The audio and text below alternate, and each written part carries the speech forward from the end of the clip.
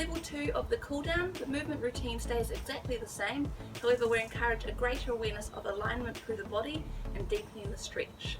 Starting position, thinking about the feet being hip width apart, standing nice and tall, the shoulders are relaxed and back, and your head is sitting nice and tall on top of the spine. As you're reaching out, think about the fingers reaching out as far as you can, and then we reach up and then down. When you're moving down the second time, so you reach up, you're rolling down, thinking about rolling down through one vertebrae at a time. So the head is the first thing that rolls down as you come down to this position. Now here we're thinking about stretching through the hamstrings.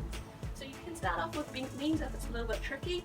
However, as you work through it, try and get nice straight legs and bringing the torso as close as you can to the body to really deepen that stretch here. Thinking about relaxing the neck. So you don't want to crunch the neck, but you also don't want to hold the neck up. So when you're in this position, the neck is nice and relaxed. From here, we're walking out to the plank position. In this plank position, you want your hands to be below your shoulders, fingers spread nice and wide apart, and thinking about engaging that core. So you don't want to end up with the body piped up or down too low, but keeping a nice straight line through the body as well as through the neck.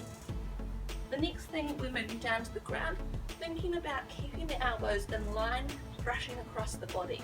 So you're not doing a wide push-up, but bringing them down, keeping that core in that nice straight line. So from the plank, you're going down to the ground. Here we're stretching up, stretching through the back. Try not to crunch the neck, so keep the neck nice and long and really get a nice stretch through the back there. From here we move to the downward dog position. So again, arms are shoulder width apart, fingers are nice and spread, and you want to try and keep a straight line through the torso, through the neck and through the arms. Be careful not to lock those elbows in, you keep them nice and soft, and then the feet, you want to try and keep the heels to the ground. So making sure that's a nice strong position there. As you tread through the feet, you're stretching out the backs of the legs again, especially the calf muscles. So bring attention to that stretch there. From here, we are moving our right leg forward. You want to make sure that the ankle is underneath the knee, so it's not too far because that can cause a lot of tension on the knee. So from here, you're bringing the knee through, come up and stretching here, so you can really focus on deepening the stretch in the hips. We then come to our twist. So again, nice strong palm on the ground, thinking about a straight line through your body and twisting around as far as you can, looking up to the sky. If you'd like to advance these stretches, you can bring the knee off the ground, so either in this stretch or in this stretch.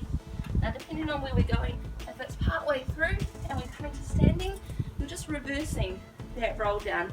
So again, thinking about coming through each vertebrae of the back as you roll up. The head is the last thing to come up. If it's the end of the cool down, coming into the child's position, so making sure that you're sitting back as far as you can and reaching forward to really get a nice stretch through the back. Now you might not encourage all these things in the first time you do the cool down, but just try and integrate a few each time you teach it to the participants.